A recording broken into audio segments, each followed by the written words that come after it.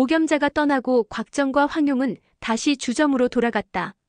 벙어리 사공은 주점 앞에서 애가 타는 듯 두리번거리다 두 사람을 발견하고는 희색이 만면해져서는 얼른 다가왔다. 두 사람은 아무것도 모르는 척하며 벙어리가 이끄는 대로 나루터로 갔다. 거기에는 크지도 작지도 않은 중선이 하나 있었는데 상인들이 쌀을 운송할 때 쓰는 상선 같았다. 두 사람이 배에 오르자 사공은 배를 묶었던 줄을 풀고 배를 강심으로 몰고 가 돛을 활짝 폈다. 마침 남풍이 세차게 불고 있어 배는 바람 따라 물결 따라 쏜살같이 하류로 내려갔다. 곽정과 황용은 선실로 들어가 품속에서 책을 꺼내 읽어보았다. 목염자가 건네준 책은 철장방의 제13대 방주였던 상관검남이라는 사람이 쓴 것으로 철장방의 중요한 일들이 기록되어 있었다. 기록에 따르면 장수였던 상관검남은 간신들의 횡포에 분노해 무리를 이끌고 형양 일대에 산적이 되었다가 철장방에 들어갔다. 그리고 얼마 후 연로한 방주가 죽자 그가 방주 자리를 이어받았다. 원래 철장방은 작은 패거리에 불과했으나 상관검남의 노력으로 의협을 쫓는 무리로 탈바꿈했다. 이에 근방의 영웅호걸과 충의지사들이 소문을 듣고 모여드니 몇 년 만에 그 세력이 엄청나게 강대해져 북방의 개방과 어깨를 나란히 할 정도가 되었다. 상관검남은 가슴에 충의를 품은 인물로 비록 초야에 묻혀있을지언정 나라를 지키고 빼앗긴 땅을 되찾겠다는 야망을 잊지 않고 있었다.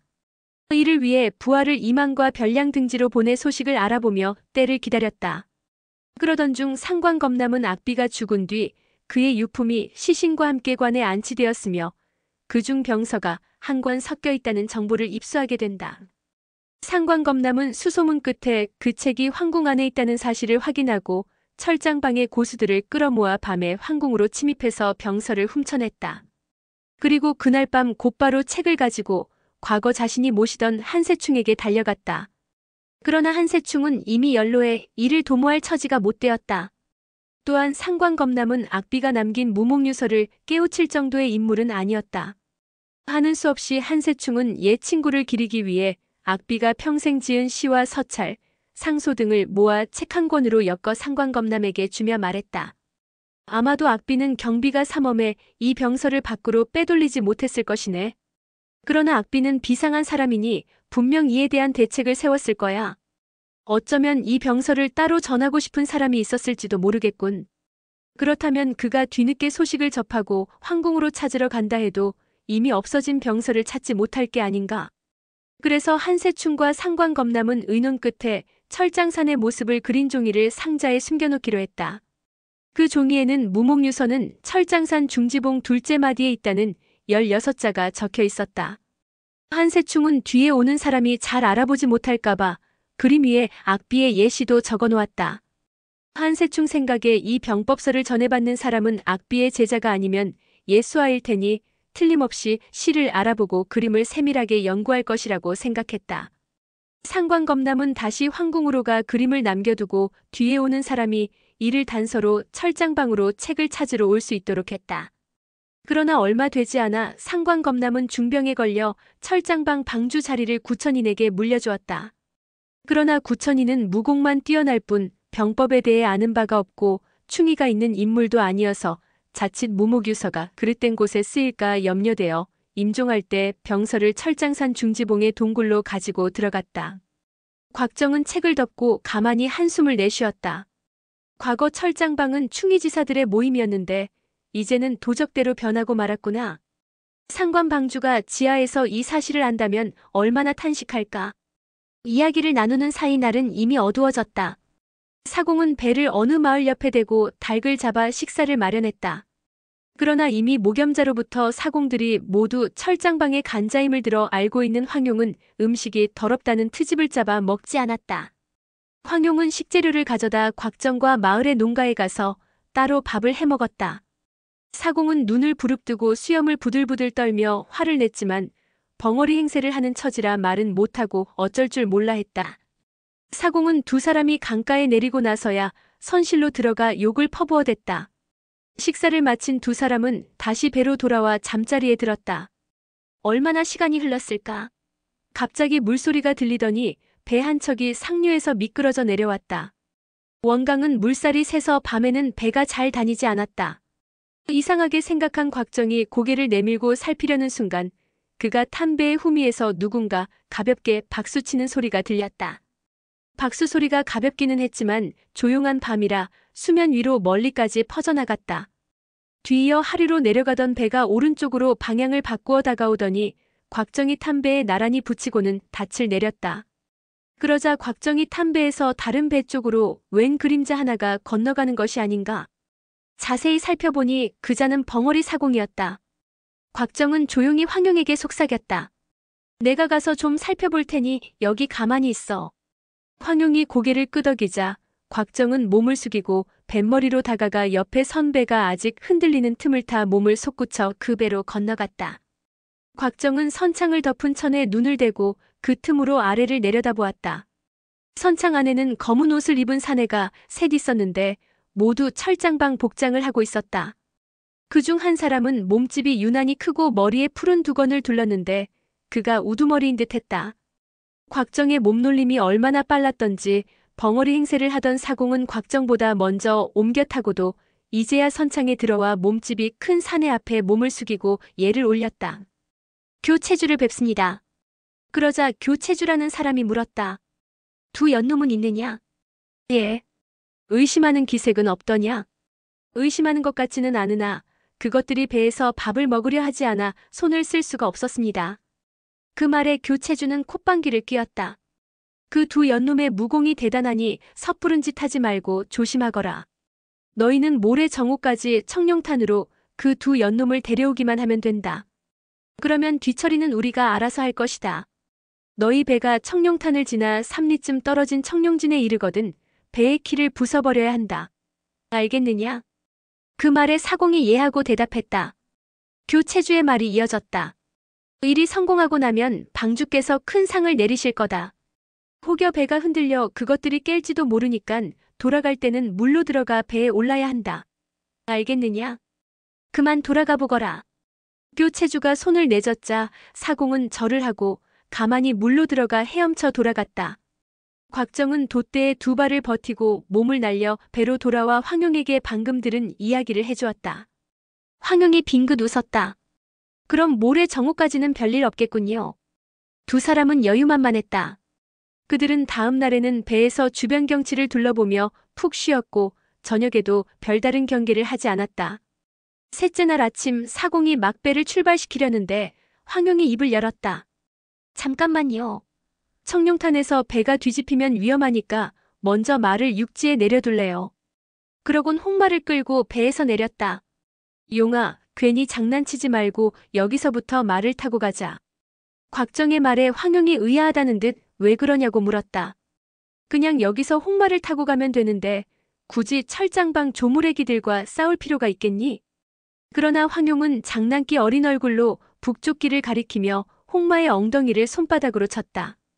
홍마는 매우 영특해 황용의 의도를 알아차리고 북쪽으로 내달려 금세 사라졌다. 황용이 탁탁 손을 털며 그만 배로 올라가자고 말했다. 그러자 곽정도 하는 수 없이 황용의 뒤를 따라 배에 올랐다. 그 모습을 보며 황용이 피식 미소를 지었다. 오빠도 참 그깟 철장방 조무래기들이 뭐가 무섭다고 그래요. 이것도 나중에 다 추억거리가 될 거예요. 그렇게 두 사람을 태운 배는 청룡탄을 향해 출항했다. 청룡탄에 가까워질수록 강폭이 좁아지고 양쪽 산들은 험준해 보였다. 그리고 상류에서 내려오는 물살도 세서 주변의 배들이 앞으로 나아가는 속도가 현저히 느렸다. 상류로 올라가는 배들은 돛을 내리고 모두 사람이 노를 저었는데 큰 배는 수십 명이 저었고 작은 배도 노 젓는 사람이 서너 명은 되었다. 어떤 배는 노 젓는 사람이 이마가 바닥에 닿을 듯 온몸을 써서 힘을 줘도 휘몰아치는 급류에 밀려 배는 바닥에 박아놓은 듯 꿈쩍도 하지 않았다. 일꾼들이 서로 기운을 돋우느라 여기저기서 소리를 질러대는 바람에 골짜기마다 기합 소리가 울려 퍼졌다. 하류로 내려가는 배는 물결을 타고 빠르게 미끄러져 순식간에 일꾼들을 지나쳐갔다. 곽정은 이런 모습들을 보며 불안한 마음이 들었다. 용아, 원강의 물살이 거세다는 말을 듣고도 별로 마음에 두지 않았는데 실제로 보니까 아무래도 급류가 길게 이어지는 것 같아. 만약 배가 뒤집히기라도 하면 아직 회복이 덜 된 네가 이 급류를 버틸 수 있을지 걱정이야. 그 말에 황용이 물었다. 그럼 오빠는 어떻게 하자는 거예요? 그러자 곽정이 굳은 표정으로 말했다. 여기서 사공들을 죽이고 배를 강가에 대자. 그러나 황용은 혀를 삐죽 내밀며 걱정하지 말라고 했다. 오빠 걱정하지 마세요. 우리한테는 수리들이 있잖아요. 여차하면 수리를 타고 날아오르면 돼요. 황용의 말에 곽정은 그제야 얼굴이 환해졌다. 다소 안심이 된 곽정이 주변을 둘러보니 산 절벽 근처에도 20여 척의 배가 떠 있었다. 그때 한 일꾼이 잠시 쉬었다 가자며 닻을 내렸다. 황용이 곁에 있던 일꾼에게 물었다. 여기가 어디인가요? 그러자 그가 청룡진이라고 답했다. 황용과 곽정은 청룡진이란 말을 듣고 고개를 끄덕이며 벙어리 사공의 동정을 유심히 살폈다. 그런데 그때 이쪽으로 큰 배 한 척이 다가오는 것이 아닌가. 벙어리 사공은 큰 배 갑판에 서 있는 한장정과 손짓을 나누더니 갑자기 도끼를 꺼내 줄을 끊어버린 다음 손을 뻗어 닻을 들어올렸다. 그러자 배는 급류에 부딪혀 기우뚱거리며 몇 바퀴를 돌더니 나는 듯 하류로 떠내려갔다. 일꾼들이 놀라 일제히 소리를 질렀다. 점차 급해지는 물살에 배는 미친 듯 흘러내려가며 금방이라도 바위에 부딪혀 산산조각이 나버릴 것 같았다. 곽정이 한 팔로 황용을 끌어안고 한 팔로는 돛대를 붙잡고 버티면서 벙어리 사공을 쳐다봤다. 벙어리 사공은 두 손에 키를 움켜쥐고 수면을 뚫어지게 바라보고 있었는데 그 옆을 두 젊은이가 호위하듯 서 있었다.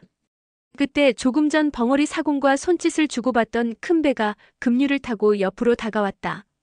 그 모습을 보고 벙어리 사공이 웃으며 곽정과 황용을 향해 소리쳤다. 잘 가거라. 두 연놈이 함께니 저승길이 외롭지는 않겠구나.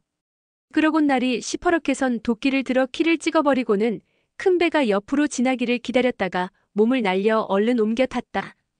그때 황용이 소리쳤다. 오빠 닻을 던져서 저 배를 부숴버려요.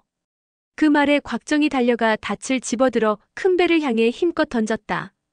그런데 곽정이 던진 닻은 큰 배에 부딪히기도 전에 공중에서 엄청난 충격음과 함께 바다로 떨어지고 말았다. 그와 동시에 황용이 외쳤다. 오빠 어서 배 위로 뛰어요. 그러자 곽정도 황용을 따라 큰 배로 몸을 날렸다. 배 위로 솟구쳐 오른 두 사람 눈에 가장 먼저 들어온 것은 뜻밖에도 철장방주 구천인이었다. 구천인은 황갈색 적삼을 걸치고 하얀 수염을 바람에 날리며 요동치는 뱃전에서 미동도 하지 않고 위풍당당하게 서 있었다. 조금 전 곽정이 던진 닻을 공중에서 날려버린 것도 바로 구천인이었다. 곽정과 황용은 구천인을 보고 깜짝 놀랐다. 사실 황용은 위급할 경우 수리를 타고 도망칠 수 있다는 생각에 여유를 부렸던 것인데 조금 전 곽정이 닻을 던질 때 타고 있던 배가 암초에 부딪혀 부서지고 말았다. 다행히 황용의 빠른 판단으로 두 사람은 충격이 전해지기 전에 몸을 공중으로 솟구쳤지만 이제 다시 타고 있던 배로 내려갈 수는 없었다. 지금 상황에서는 어떻게 해서든 구천인이 타고 있는 배에 착지해야만 했다. 곽정은 공중에서 떨어지면서 비룡제천을 구천인에게 날렸다. 비록 허공에 뜬 상태에서 날리는 공격이라 위력이 반감하겠지만 지금은 그런 걸 따질 때가 아니었다. 구천인은 보폭을 넓혀 안정된 자세를 취하며 머리 위로 철장을 날렸다. 그러자 그 충격파에 곽정의 몸이 다시 허공으로 밀려 올라갔다. 뒤를 이어 황용의 타구봉법이 어지럽게 날아들며 구천인의 시선을 어지럽혔다. 비록 파괴력은 구천인의 철장에 못 미쳤지만 눈을 어지럽힐 정도로 화려한 연타 공격을 제자리에서 모두 막기에는 역부족이었다. 구천인이 뒤로 물러나는 사이 다시 곽정의 항룡시 팔짱이 날아들었다. 결국 구천인이 물러나는 틈을 타고 두 사람은 무사히 배에 착지했다. 황용이 고개를 들어 하늘을 쳐다보니 수리들은 공중을 선회하고 있었다. 하지만 구천인과 대치하고 있는 상황에서 수리를 타고 도망치는 것은 사실상 불가능했다. 게다가 배 위에는 구천인만 있는 것이 아니었다. 곽정과 황용이 서로 등을 맞대고 철장방 무리들과 대치하는데 언뜻 선창에서 빛나는 것이 눈에 띄었다. 누군가 칼을 들고 뭔가를 내려치려는 듯 자세를 잡고 있었다. 황용은 그 사람이 내려치는 것이 무엇인지 확인할 틈도 없이 왼손을 휘둘러 금침을 날렸다. 날아간 금침은 그 사람의 팔과 어깨에 박혔는데 그 바람에 떨어뜨린 칼이 하필 그의 다리에 박히고 말았다. 비명소리가 울리는 가운데 황용은 타구봉을 휘두르며 철장방 무리를 뚫고 선창으로 뛰어들었다. 그러자 철장방 무리들이 황용을 쫓았다. 그와 동시에 몸을 날린 곽정은 구천인에게 달려들었다. 곽정의 항룡시 팔장과 구천인의 철장이 충돌하자 그 충격 여파가 사방으로 퍼졌다. 그 덕분에 철장방 졸개들은 감히 두 사람 싸움에 끼어들 엄두를 내지 못했다. 한편 선창으로 뛰어들어든 황용은 갑판에 누군가 손발이 묶여 꼼짝도 못하고 누워있는 것을 보았다. 차가운 눈으로 황용을 올려다보는 그 사람은 다름 아닌 신산자 영고였다. 황용은 이런 곳에서 영고의 목숨을 구하리라고는 생각지도 못했지만 일단 갑판에 떨어진 칼을 주워 그녀의 손에 묶인 밧줄을 끊었다. 영고는 두 손이 풀리자 갑자기 오른손을 뻗어 황용의 손에서 칼을 빼앗았다. 황용이 놀라 당황하는 순간 칼날이 번뜩이더니 방금 자신을 죽이려 했던 검은 옷 입은 사내를 단칼에 베어버렸다. 그런 후에야 허리를 굽혀 발에 묶인 밧줄을 마저 잘랐다. 네가 나를 구해주기는 했지만 보답은 바라지도 마라. 그 말에 황용은 막 뒤쫓아온 철장방 무리들을 막으면서 대꾸했다. 누가 보답을 바란다고 했나요? 선배님이 저를 구해주신 적이 있으니 저도 구해드린 겁니다.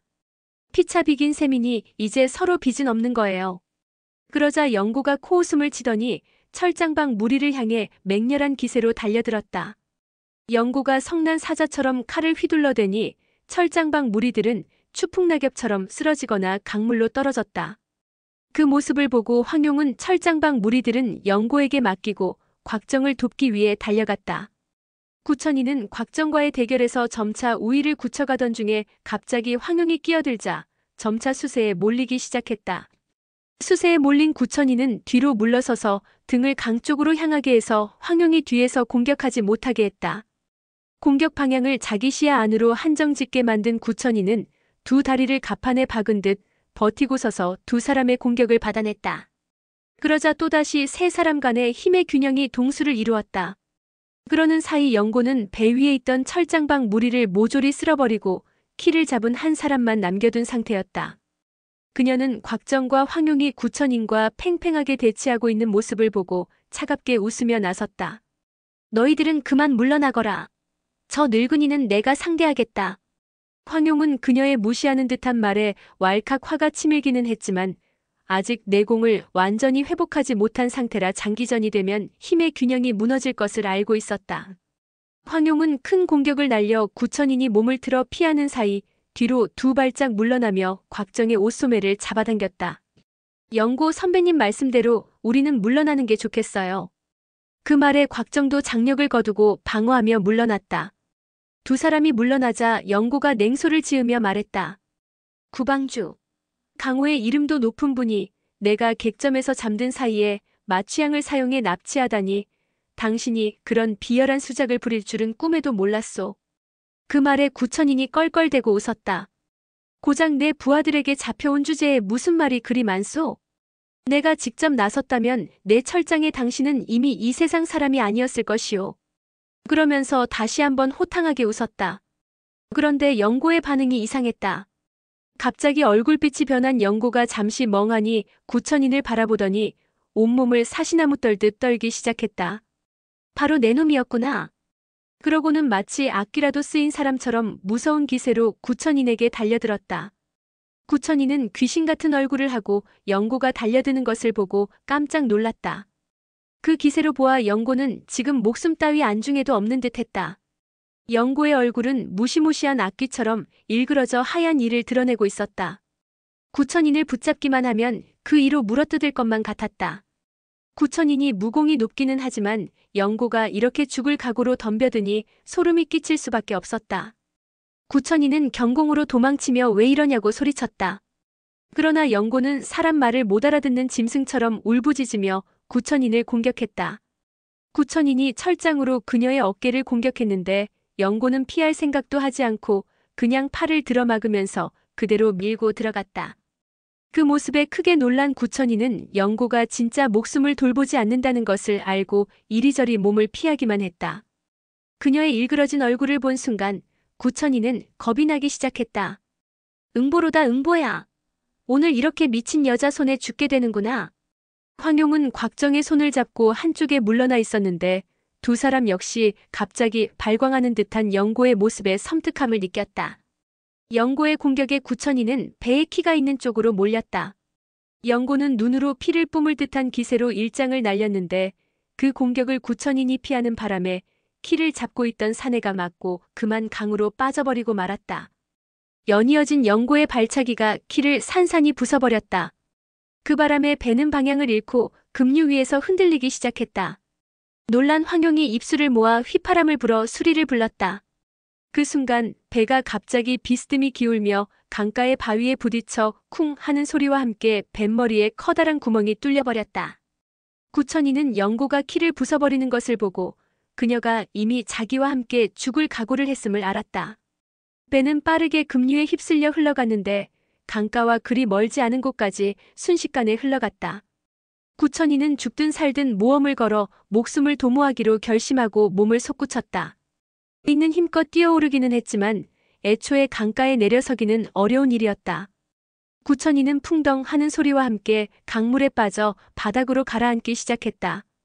그는 즉시 수면으로 올라가면 급류에 휘말릴 것이라는 생각에 천군추를 사용해서 강바닥으로 내려갔다. 그러고는 강바닥에 돌을 잡아가며 강가를 향해 기어갔다. 강 밑은 수면처럼 물살이 거세지 않아서 비록 물을 좀 먹기는 했지만 끝내 강가로 올라올 수 있었다. 강가로 올라온 구천이는 기진맥진해 바위 위에 앉아 숨을 몰아쉬었다. 아까 탔던 배는 이미 까만 점이 되어 있었다. 구천이는 이를 드러내고 달려들던 영고의 모습이 떠오르자 소름이 끼쳤다. 영고는 배 위에서 구천인이 강가로 올라가는 모습을 보며 절규했다. 천하의 나쁜 놈아 어딜 가느냐. 그러고는 배전으로 달려가 그를 따라 강물로 뛰어들려 했다. 그러나 배는 이미 급류에 휘말려 강심으로 끌려가고 있었다. 이처럼 거센 물살 속으로 그냥 뛰어들어 어찌 목숨을 보전할 수 있겠는가. 곽정은 안 되겠다 싶어 뒤에서 영고를 붙들었다. 영고는 발버둥치며 놓으라고 곽정에게 화를 냈다. 그때 수리가 선창 위에 내려앉았다. 오빠, 저 미친 할멈을 상대해서 뭘 해요? 우리나 어서 가요. 그러는 사이 강물은 세차게 휘몰아쳐 물이 발밑까지 차올랐다. 곽정이 붙잡았던 손을 놓자 영고는 두 손으로 얼굴을 감싸고 목 놓아 울었다. 아가야, 아가야. 황용이 어서 가자고 재촉하자 곽정이 말했다. 1등 대사님의 부탁을 저버릴 수는 없어. 그 말에 황용도 자신의 목숨을 구해준 1등 대사가 떠올라 잠시 망설였다. 수리가 아무리 힘이 세도 세 사람을 태울 수는 없었다. 황용이 어찌할 바를 모르고 고민하는데 갑자기 몸이 흔들리더니 쿵 하는 소리가 울렸다. 배가 강심의 암초에 또 부딪힌 것이다. 그러자 물이 선창으로 흘러들어와 선체는 이미 수척이나 가라앉아 있었다. 그때 황용이 좋은 생각이 났는지 외쳤다. 저 암초로 뛰어요. 황용의 외침에 곽정은 고개를 끄덕이고 얼른 달려가 영고를 부축했다. 영고는 뭔가에 취한 듯 정신이 나가 곽정이 내미는 손을 바라만 볼 뿐 뿌리치지 않았다. 두 눈은 초점을 잃고 강심을 멀거니 바라보고 있었다. 곽정은 오른손을 영고의 겨드랑이에 끼웠다. 그러곤 황용의 뛰라는 신호에 맞춰 세 사람은 함께 암초에 올라섰다. 암초는 수면 아래로 한 척 정도 잠겨 있었다. 강물이 세 사람의 옆을 휘감고 흘러가니 물보라가 튀어 옷자락이 흠뻑 젖어버렸다. 세 사람이 어느 정도 자리를 잡자 배가 암초 옆으로 가라앉았다. 오늘의 영상은 여기까지입니다. 영상이 도움이 되셨다면 구독과 좋아요, 알람 설정 부탁드립니다. 시청해주셔서 감사합니다.